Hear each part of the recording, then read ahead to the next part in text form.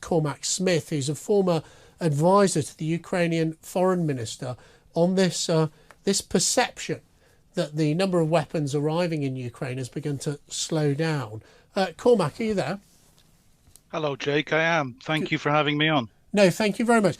Look, I want to start by giving you the opportunity to talk about some of the recent successes that the very brave fighters in the Ukrainian army have seen, not least in the Crimea, where we saw the shelling of the headquarters of the Black Fleet building, which is a key piece of infrastructure to the Russian military. Are we starting to see more and more of these sort of extraordinary, daring raids that are breaking the grip of Russia on Crimea and in Ukraine more widely?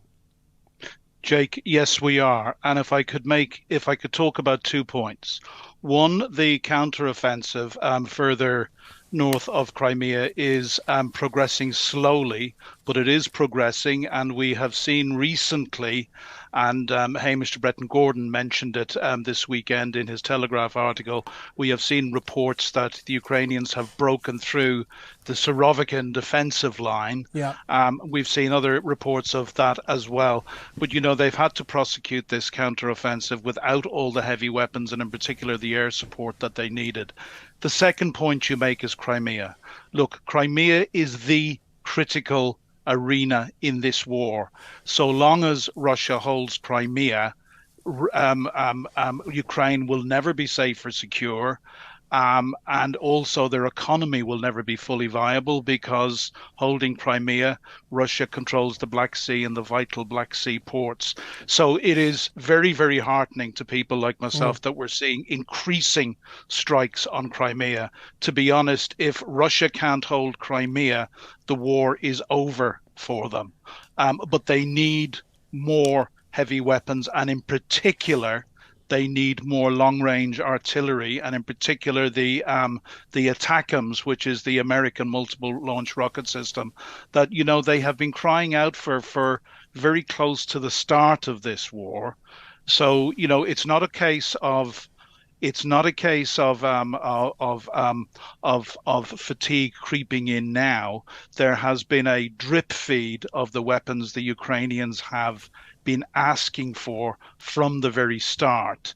I'm certainly one of the commentators that believed if we had given them the three weapon systems that they needed, i.e. the battle tanks, the long-range artillery, and the F-16 fighter jets, if we had given them over a year ago when they first asked for them, this war would most likely be over now, and it would be over in Ukraine's favour. But, clearly, I mean, I wanted to start by talking about some of the real successes we've heard about in the last couple of weeks, and huge admiration for those fighting so bravely against the illegal aggressor, Russia.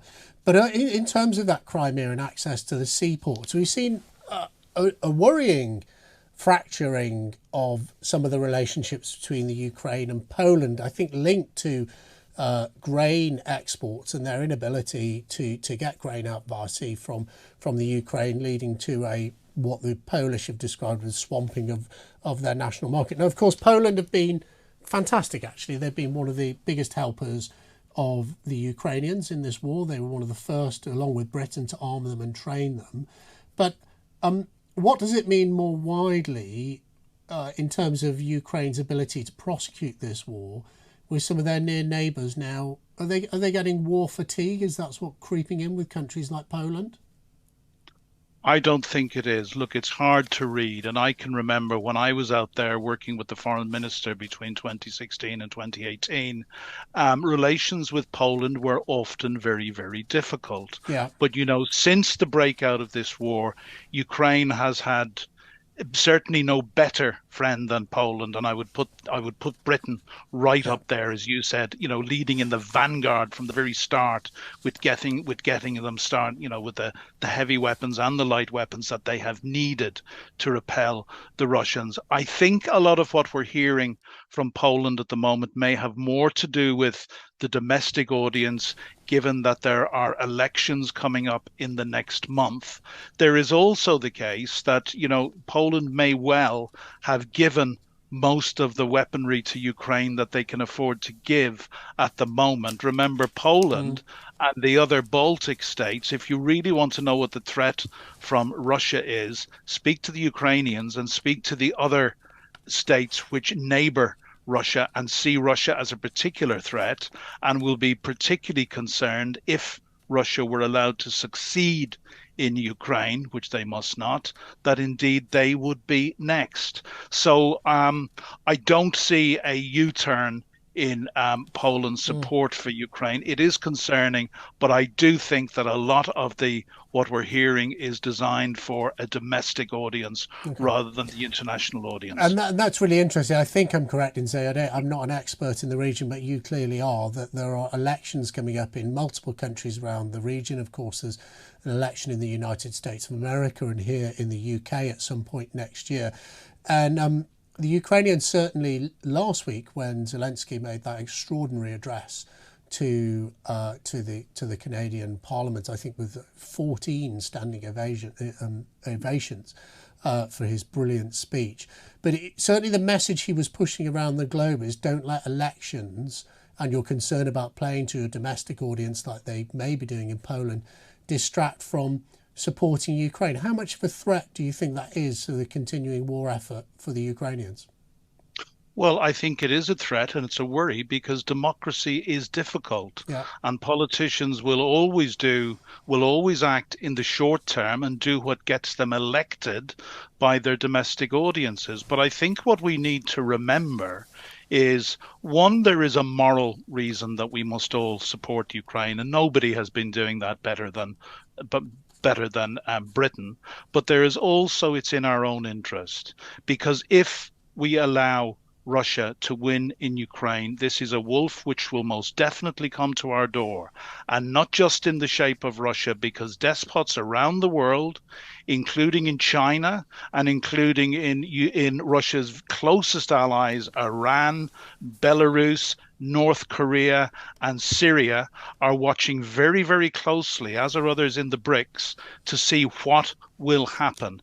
And I believe, and other commentators far more experienced than myself believe, that it is only keeping Russia at bay which is deterring the Chinese. Because if the Chinese decide to come in fully on the side of Russia in expression of what they call their no limits friendship, which they have, then I would suggest we are all in trouble. So I think the key to preserving our rules-based order, which Russia clearly detests, is that we remain very, very strong in Ukraine. And that comes back to a very, very simple thing. Give them the weapons they need. We should have given them this long-range artillery a year ago. We must give it to them now.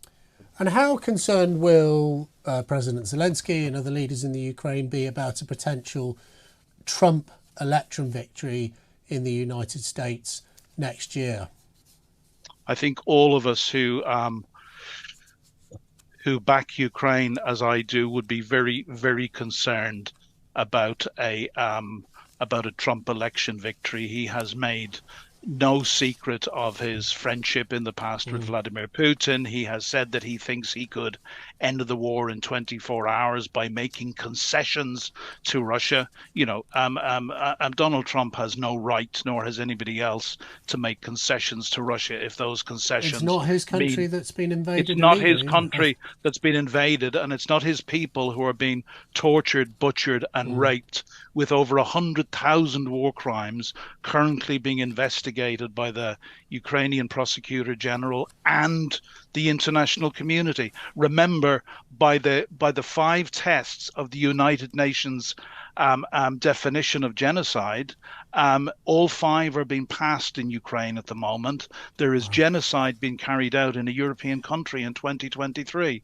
And if we allow that to happen, how strong are we, and how much do we actually believe in what is our rules-based order, which may be imperfect, but it has given us the greatest period of peace and prosperity that the world has ever known since 1945. Well, Cormac, thank you very much for coming on the show, and I hope that on that sort of more optimistic note about peace and prosperity, we may shortly see peace in Ukraine on their own terms rather than anyone else's. Look,